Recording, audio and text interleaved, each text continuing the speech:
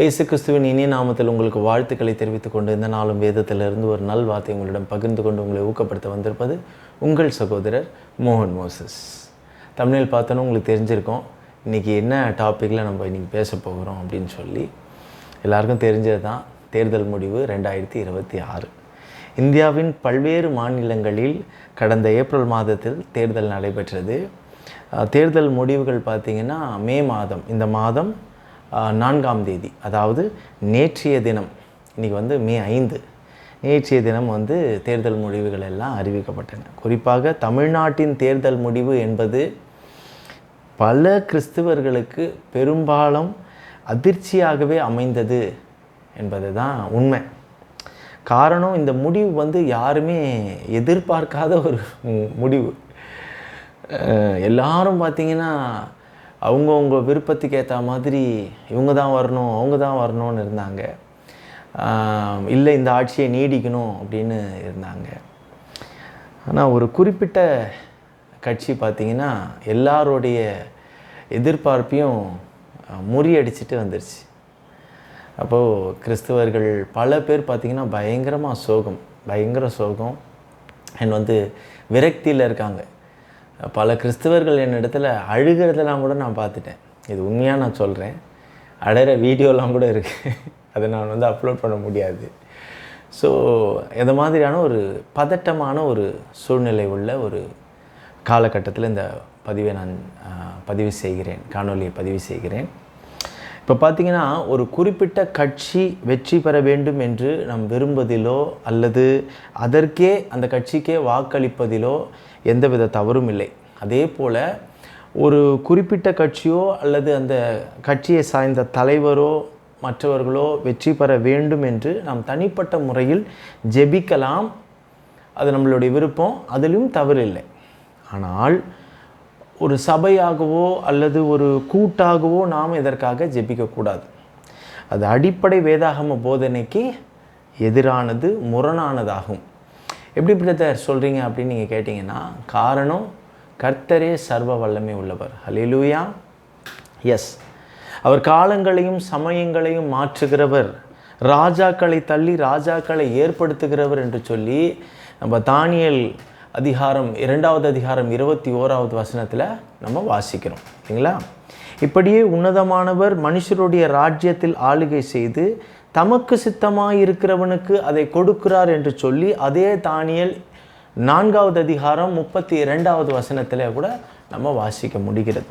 அதே போல் கிழக்கிலும் மேற்கிலும் வனாந்தர திசையிலிருந்து ஜெயம் வராது. தேவனே நியாயாதிபதி, ஒருவனை தாழ்த்தி ஒருவனை உயர்த்துகிறார் என்று சொல்லி சங்கீதம் 75வது அதிகாரம் 6வது வசனம் 7வது வசனம் இதெல்லாம் நீங்கள் வாசித்து பார்த்தீங்கன்னா உங்களுக்கு தெரியும். இப்போ இந்த 3 வசனத்தை நீங்கள் கொஞ்சம் யோசித்து பாருங்கள். இது எல்லாமே தேவனுடைய சித்தத்தின்படி தான் நடந்தேறி இருக்கிறது, நடக்குமும் கூட, இனி வரும் காலங்களிலும் கூட. அந்த வசனம் அழகாக தமக்கு சித்தமானவர்களை அவர் ஏற்படுத்துகிறார், காலங்களையும் சமயங்களையும் மாற்றி போடுகிறவர், காலத்துக்கு ஏற்ப ராஜாக்களை தள்ளி ராஜாக்களை உருவாக்கக்கூடியவர், மாற்றக்கூடியவர், எல்லாம் அவரே நியாயாதிபதி என்று நம்ம வாசிக்கிறோம். வேறு எங்கேருந்தும் வெற்றி வராது, அதை நம்ம புரிந்து கொள்ளணும். ஆமாங்க, நீங்களே கொஞ்சம் யோசிச்சு பாருங்களேன். உறவினர்களோ நண்பர்களோ அல்லது உங்களை ஆதரிக்கிற ஆதரவாளர்களோ யாரானாலும் சரி, ஒருவரை தேசிய தலைமை பதவிக்கு கொண்டு வர இயலாது. அவங்களால கொண்டு போய் அவங்கள உட்கார வைக்க முடியாது இல்லைங்களோ? இதற்கு சிறந்த உதாரணமாக பழைய ஏற்பாட்டில் யோசேப்பை எடுத்துக்கொள்ளலாம். அவர் அவர் சகோதரர்கிட்ட ஒரு விஷயத்தை ரொம்ப கரெக்டாக பேசுவார். அதை நான் உங்களுக்கு ஞாபகப்படுத்த விரும்புகிறேன். ஆதியாகமம் 45வது அதிகாரம் 8வது வசனம், ஆதலால் நீங்கள் அல்ல, தேவனே என்னை இவ்விடத்துக்கு அனுப்பி என்னை பார்வோனுக்கு தகப்பனாகவும் அவர் குடும்பம் அனைத்திற்கும் கர்த்தனாகவும் எகிப்து தேசம் முழுவதற்கு அதிபதியாகவும் வைத்தார். அவங்கெல்லாம் ஒரு காலகட்டத்தில் ஃபீல் பண்ணுவாங்க, எல்லாமே அப்படி நாங்கள் தான் அப்படி இப்படின்னு சொல்லி. அவர் சொல்ல இல்லை, இதெல்லாம் ப்ரீ பிளான்ட். கடவுள் தான், கர்த்தர் தான் என்ன இந்த இடத்துக்கு கொண்டு போனார், அவர் நியமித்து வைத்திருந்தார் இந்த காலத்தையும் அந்த சமயத்தையும் என்று சொல்லி நம்ம வாசிக்கிறது இல்லைங்களா? புரியுதுங்களா உங்களுக்கு? அதே போல் பார்த்திங்கன்னா புதிய ஏற்பாட்டில் அப்போஸ்தலனாகிய பவுல் புறஜாதியாகிய ரோமானிய ஆட்சியின் கீழ் வாழ்ந்த கிறிஸ்துவர்களுக்கு எந்தவித சந்தேகத்துக்கும் இடமின்றி தெளிவாக அவர் எழுதியிருக்கிறத நான் வாசிக்கிறேன், நீங்கள் கருத்தில் வைத்துக்கங்க. ரோமருக்கு எழுதின நிருபம் 13வது அதிகாரம் 1வது வசனம். எந்த மனுஷனும் மேலான அதிகாரம் உள்ளவர்களுக்கு கீழ்ப்படிய கடவன், ஏனென்றால் தேவனாலே அன்றி ஒரு அதிகாரமும் இல்லை, உண்டாயிருக்கிற அதிகாரங்கள் தேவனாலே நியமிக்கப்பட்டிருக்கிறது. அன்றைக்கு ரோம சாம்ராஜ்யத்தின் கீழே இருந்தவங்களுக்கு கூட பவுல் என்னன்னு எழுதியிருக்காரு புரிந்து கொள்ள வேண்டும் இல்லைங்களா? எனவே அதிகாரத்துக்கு யாரை கொண்டு வர வேண்டும் என்று தேவனுக்கே ஆலோசனை கூறுவதற்கு பதிலாக, ஏன் ஆண்டவரே நீங்கள் இதை பண்ணீங்க, இப்படி நீங்கள் அனுமதிச்சிருக்கலாமா, அட்லீஸ்ட் இவர் வரைக்குமாவது ஜெயிச்சிருக்கலாமே, இப்போ இவரையும் இது பண்ணிட்டாங்களே, இனி எங்களுக்கு யாருமே சப்போர்ட் இல்லையே, இந்த சிறுபான்மையின் மக்களை நீங்கள் எப்படி போய் கைவிட்டிருக்கலாம், அப்படி எப்படின்னு அவருக்கு நீங்கள் ஆலோசனை சொல்கிறதுக்கு பதிலாக தேவ சித்தத்திற்கு கீழ்ப்படிவதற்கு காத்திருந்து நீங்கள் ஜெபிப்பதே நல்லது. ஏன் அப்படி நீங்கள் சொல்கிறீங்க பிரதர் அப்படின்னு சொன்னால், வசனம் அப்படி தாங்க சொல்லுது. 1 தீமோத்தேயு 2வது அதிகாரம் 1-2 இதுக்கு தான் நம்ம எப்படி ஜெபிக்கணும் அப்படின்றதுக்கு தான் நான் அதை சொல்கிறேன். உங்கள் தனிப்பட்ட விருப்பத்திற்காக நீங்கள் சொந்த விருப்பங்களுக்கு நீங்கள் ஜெபிச்சிக்கலாம். தனிப்பட்ட நபராக, கூட்டாக, குழுவாக எல்லாம் ஜெபிப்பதற்கெல்லாம் இங்கே கர்த்தர் எதுவுமே வழி சொல்லலை. இங்கே தனிப்பட்ட ஜெபத்தில் ஜெபிக்கும் போது கூட நம்ம எப்படி ஜெபிக்கணும், யாருக்காகலாம் கம்பல்சரி ஜெபிக்கணும்னு இருக்கு பாருங்கள். 1 தீமோத்தேயு 2வது அதிகாரம் 1-2 வசனம். நான் பிரதானமாய் சொல்லுகிற புத்தி என்னவெனில், எல்லா மனுஷருக்காகவும் விண்ணப்பங்களையும் ஜெபங்களையும் வேண்டுதல்களையும் ஸ்தோத்திரங்களையும் பண்ண வேண்டும். நாம் எல்லா பக்தியோடும் நல்லொழுக்கத்தோடும் கலகமில்லாமல் அமைதலோடும் ஜீவனம் பண்ணும்படிக்கு ராஜாக்களுக்காகவும் அதிகாரமுள்ள யாவருக்காகவும் அப்படியே செய்ய வேண்டும் என்று நம்ம அறிவுறுத்தப்பட்டிருக்கிறோம். கர்த்தரும் இதை தான் விரும்புகிறார். ஓகே, இப்போ உங்கள் மனசு கொஞ்சம் சமாதானம் அடைஞ்சிருக்கும்னு நினைக்கிறேன். ஓகே, அதிகாரத்துக்கு யார் வந்தாலும் சரிங்க. நீதிமொழிகள் 21வது அதிகாரம் 1வது வசனத்தில் சொல்லப்பட்டது போல, ராஜாவின் இருதயம் கர்த்தரின் கையில் நீர்க்கால்களை போல் இருக்கிறது, அதை தமது சித்தத்தின்படி அவர் திருப்புகிறார் என்று நம்ம வாசிக்கிறோம். அதை நம்ம மறந்துடக்கூடாது. யார் ஆட்சியில் உட்காந்தா என்ன, யார் சிங்காசனத்தில் உட்காந்தா என்ன, யார் ஆட்சி கட்டிலில் ஏறி அதிகாரம் செய்தால் என்ன, அந்த ராஜாவினுடைய இருதயம் அல்லேலூயா கர்த்தரின் கையில் இருக்கிற அந்த நீர்க்கால்களை போல இருக்கிறது, அதை அவர் தமது சித்தத்தின்படி திருப்புவார். அல்லேலூயா. திருச்சபை வரலாற்றில் கூட நீங்கள் எடுத்துக்கிட்டிங்கன்னா, கிறிஸ்தவர்கள் துன்பப்படாத ஒரு காலம் என்று சொல்வதற்கு எந்த காலமுமே இல்லை. அதை முதல்ல மைண்டில் வச்சுக்கோங்க. ஆதி திருச்சபை என்று அழைக்கப்படும் அந்த காலத்தில் கூட பார்த்துக்கிட்டிங்கன்னா, திருச்சபையானது எல்லா பாதகமான சூழ்நிலையிலையும் தப்புவித்து, கர்த்தரே பாருங்கள், எல்லா பாதகமான சூழ்நிலையும் தப்புவித்தது மட்டுமல்லாமல் அந்த சபை அந்த நேரத்தில் செழித்தோங்கியதாக தான் வரலாறெல்லாம் இருக்குது. அதனால் சபைகள் இப்படி ஆகிடும், சபைகளில் என்ன சமயத்திலையும் வசனத்தை அடக்க முடியாது. திருச்சபையின் பாடநூலாக திகழும் அப்போஸ்தலர் நடபடிகள் புத்தகத்தை கவனமாக வாசித்து பார்த்தால் உங்களுக்கு தெரியும், இரத்த சாட்சிகளின் இரத்தமே இந்த திருச்சபையின் விதை என்று.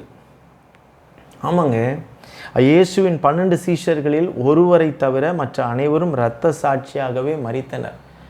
யோவானை தவிர. யோவான் தான் நல்ல ஒரு முதிர் வயதில் சாதாரணமாக இறந்தவர். மீதி எல்லாருமே பார்த்திங்கன்னா இரத்த சாட்சிகள் என்ற தலையங்கத்தின் கீழாக நான் ஏற்கனவே ஒரு காணொளி பதிவு செய்திருக்கிறேன். வேணும்னா நான் லிங்க் கொடுக்குறேன், நீங்கள் போய் பார்க்கலாம்.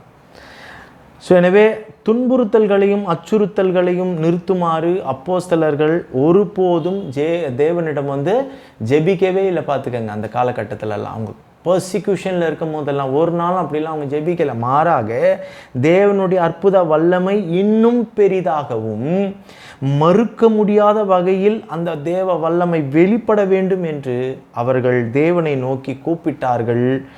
தேவனும் என்ன செய்தார், அவர்கள் எல்லோருடைய ஜெபத்தை கேட்டு பரிசுத்த ஆவியினால் நிரப்பப்பட்டு தேவ வசனத்தை அவர்கள் எல்லாம் என்ன பண்ணாங்க, அந்த நேரத்திலையும் தைரியமாக சொன்னார்கள் என்று சொல்லி அப்போஸ்தலர் 4வது அதிகாரம் 24 31வது வசனத்தை கண்டிப்பாக நீங்கள் நிறுத்தி வாசி பாருங்கள், உங்களுக்கு தெரியும்.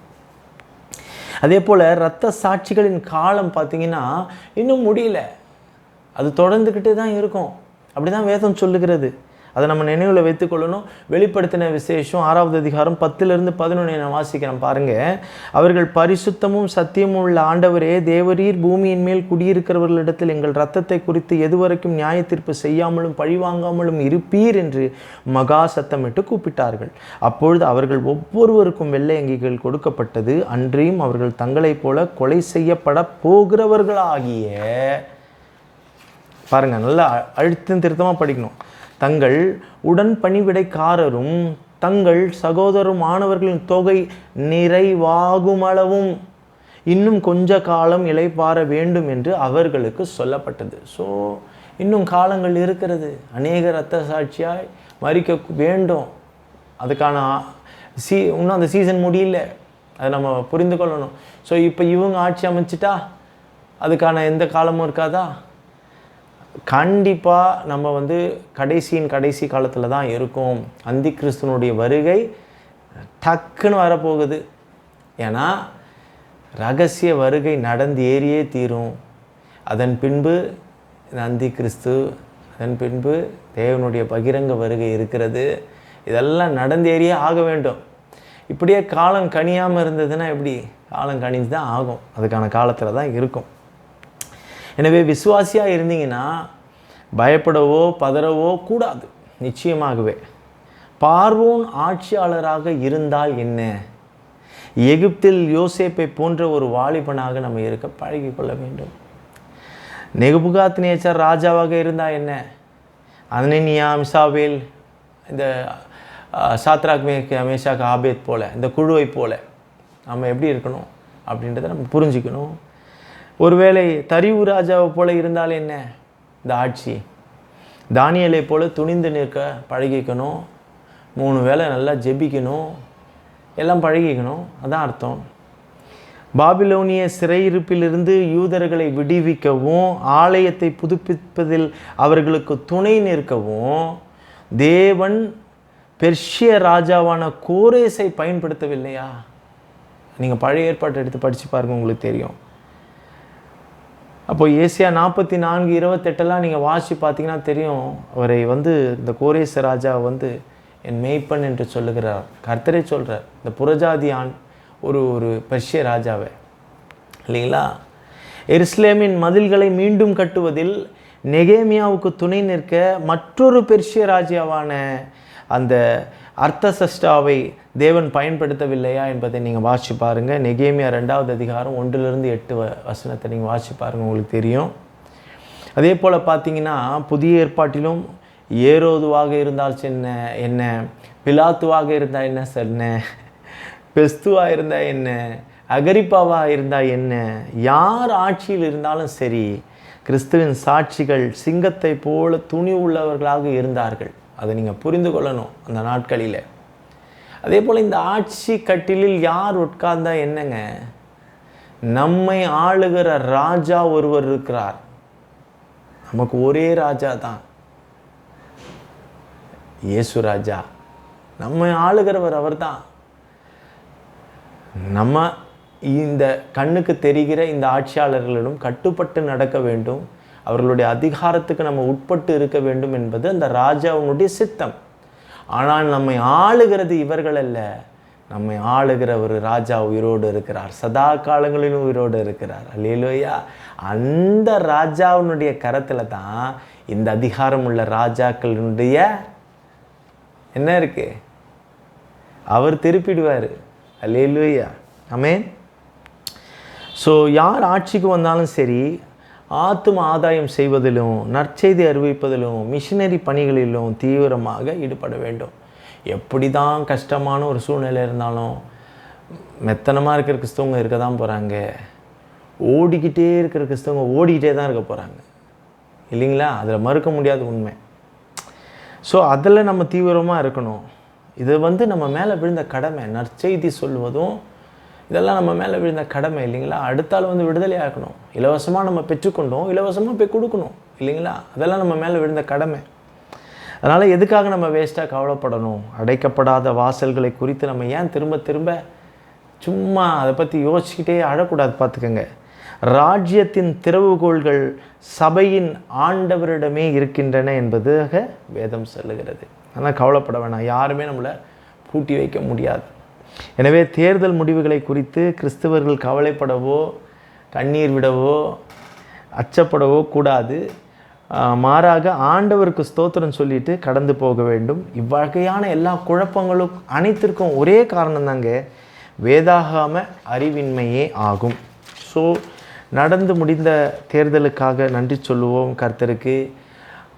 கர்த்தர் ஒரு ஆட்சியாளரை ஏற்படுத்தி இருக்கிறார், அதற்காக ஸ்தோத்திரம் சொல்லுவோம். நமக்கு விருப்பம் இருந்தாலும் சரி, விருப்பம் இல்லைன்னாலும் சரி, கர்த்தருடைய சித்தத்துக்கு நம்ம நன்றி கடன் பட்டிருக்கிறோம். ஸோ நன்றி சொல்லணும். கர்த்தர் நம்ம மெய்ப்பராக இருக்கிறார். அதனால் இவர்களை பற்றியெல்லாம் நம்ம கவலைப்பட வேணாம். நமக்கு உண்டான கடமைகளை குறித்து நம்ம கவலைப்பட்டால் போதும். அதனதின் பாடுகள் அது இன்றைக்கு போதும். ஸோ இன்னும் 5 ஆண்டு காலம் நம்ம எப்படி இருக்க போகிறோமோ, நாளைக்கு நம்ம உயிரோடு இருப்போமா, அது கர்த்தருடைய கரத்தில் தான் இருக்குது இல்லைங்களா? அப்படி இருக்கும்போது நாளைய தினத்தை குறித்த கவலைகளெல்லாம் விட்டுட்டு இன்றைக்கு நம்ம மேலே விழுந்த கடமை என்ன, அதை நம்ம கரெக்டாக பொறுப்பாக செய்கிறதுக்கு நம்ம ஆயத்தமாக இருப்போம். கர்த்தர் வெகு சீக்கிரத்தில் வர இருக்கிறார். இயேசுராஜா வரப்போகிறார். அதை நோக்கி பார்ப்போம். நம்மளுடைய வீடு இங்கே இல்லை, நம்மளுடைய பரலோகம். நம்ம அந்த வரப்போகிற ராஜாவுக்காகவும் நாம் போகிற அந்த பரம வீடு பரலோகத்துக்காக தான் நம்ம காத்துட்ருக்குறோம். ஸோ நடுப்புற இந்த மனிதர்கள் எல்லாம் ஆட்சி ஆண்டால் என்ன, என்ன நம்மளுக்கு ஒரு கவலையும் இல்லை, கவலைப்பட வேண்டாம். ஆனாலும் எல்லாருக்கும் ஒரு விருப்பம் இருக்கும், இங்கே இருந்தால் கொஞ்சம் இப்படி இருக்கலாம், அப்படி இருந்தால் அப்படி இருக்கலாம். ஆனால் என்னுடைய கேள்வி என்னென்னா, இப்போ நான் உங்ககிட்ட சொல்கிறேன். ஃபார் எக்ஸாம்பிள், இப்படி இந்த மாதிரி கவலைப்படுற கிறிஸ்தவர்கள் இருக்கிறாங்க, இருக்கட்டும், நான் தவறு சொல்லலை. அப்படியே அந்த கிறிஸ்தவர்கள், நான் ஒன்றை அவர்களை பார்த்து கேட்குறேன், நீங்கள் விரும்பின ஆட்சியாளர்கள் ஆட்சி செய்த காலத்தில் உங்களுடைய ஊழியம் எப்படி இருந்தது? ரொம்ப அப்படியே ஸ்பீடாக பண்ணிட்டு இருந்தீங்களா? சும்மா ஓரளவுக்கு இருந்தீங்களா? இல்லை எதுவுமே பண்ணலையா? அது உங்கள் சைடில் நான் வைக்கிற கேள்வி. இப்போ இந்த ஆட்சி வந்துட்டால் தான் என்னுடைய இதெல்லாம் தடைப்படும்னு எதை வச்சு நீங்கள் இதெல்லாம் யோசிக்கிறீங்கன்றது நீங்களே புரிஞ்சுக்கணும். அது என்னுடைய கேள்வி. ஒரு வேளை நல்லா செய்கிறவங்களாக இருந்தால் ஓகே. இப்போ சில பேர் செய்யாமலே அதுக்காக மொத்த கிறிஸ்தவங்க கூட அவங்களும் போய் சேர்ந்துக்கிட்டு, ஐயோ இப்படி இவங்க வந்துட்டாங்களே, இனிமேல் எங்களாலலாம். ஆனால் அந்த சொல்கிறவங்க ஒன்றுமே பண்ண மாட்டாங்க, அப்படியே தான் இருப்பாங்க. அது ஒரு பக்கம் இருக்கட்டும். சிலர் இதை சொல்கிறவங்க இருக்காங்கல்ல, அவங்க பார்த்திங்கன்னா எத்தனையோ நாடுகள், இந்த கிறிஸ்துவர்கள் இருக்கிறாங்க, அவங்க எத்தனையோ நாடுகளில் போய் வேலை செய்கிறாங்க. அத்தனை நாடுகள்லேயுமே கிறிஸ்துவை ஏற்றுக்கொண்டவர்கள் ஆட்சி செய்வது இல்லை. ஃபார் எக்ஸாம்பிள், இவங்க எல்லாம் கல்ஃப் கண்ட்ரியில் போய் வேலை செய்கிறாங்க, எங்கெங்கேயோ போய் வேலை செய்கிறாங்களே. அப்போ அவங்களாம் ஆண்டவரை ஏற்றுக்காத ஒரு ஆட்சியாளர்கள் தான் வாழறாங்க. அங்கே போய் நிம்மதியாக சம்பாதிச்சுட்டு இங்கே கொண்டு வராங்களே. அப்போ எந்த ராஜா இவங்களை அங்கே காப்பாற்றுறாரு? அந்த ராஜாவுக்காக நம்ம ஸ்தோத்திரம் சொல்லுவோம். அல்லேலூயா. இப்போ உங்களுக்கு விட புரிஞ்சிருக்கும்னு நினைக்கிறேன். தேங்க்யூ. ஸோ இந்த தேர்தல் முடிவுகளை குறித்து அவசரமாக நான் ஒரு காணொளி பதிவிடணும் அப்படின்றதுக்காக பதிவிட்டிருக்கிறேன். அதனால் எது நடந்ததோ அது கர்த்தருக்கு சித்தமானது தான். நம்ம கர்த்தர் இடத்துல நன்றி சொல்லி ஜெபிப்போம், துதிப்போம். இப்போ ஆளப்போகிற அந்த ஆட்சியாளருக்கு கூட நல்ல ஞானம், நல்ல அறிவு, எங்கள் மக்களை பாதுகாக்கக்கூடிய நல்ல திட்டங்கள் எல்லாம் கர்த்தர் கொடுக்கும்படி வேணால் நம்ம ஜெபிச்சுக்கலாம். ஆனாலும் கர்த்தருடைய திட்டத்தின்படி நடக்கும், கர்த்தருடைய சித்தத்தின்படியே நடக்கும். கிறிஸ்துவர்கள் எதுக்கும் பயப்படக்கூடாது, பதறக்கூடாது, பார்த்துக்கோங்க. சரி, கர்த்தருக்கு சித்தமானால் வேறொரு தலையங்கத்தோடு கூட நான் உங்களை சந்திக்க ஆவலாக இருக்கிறேன். அதுவரை ரகசிய வருகைக்காக காத்து கொண்டிருக்கிற மனவாட்டிய சபை இரட்சகராகிய இயேசு கிறிஸ்து மிக விரைவில் கொண்டு செல்ல வருகிறார். விசுவாசிக்கிற நாம் யாவரும் சேர்ந்து சொல்லுவோம், மாரநாதா. ஆமேன்.